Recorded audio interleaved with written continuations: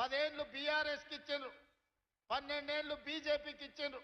ఈ ప్రాంతంలో 2 సార్లు ధర్మపురి అరవింద్ను పార్లమెంటు గెలిపించారు. ఇవాళ మళ్ళీ మోడీ మంత్రం చదువుతున్నాడు ధర్మపురి అరవింద్ గారు.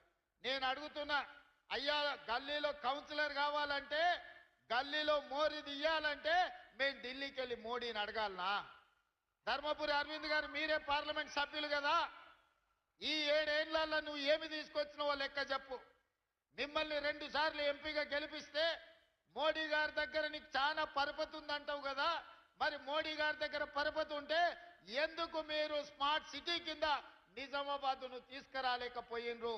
95 సంవత్సరాల మున్సిపాలిటీకి ఒక స్మార్ట్ సిటీగా మీరు మోడీ దగ్గర సాధించలేకపోయినరు. మీ పరపతి ఉపయోగపడలేదంటే మళ్ళీ కార్పొరేటర్లుగా బీజేపీ వాళ్ళని ఎందుకు గెలిపించాలి అని చెప్పి ఈరోజు ధర్మపురి అరవింద్ గారిని నేను అడుగుతున్నా.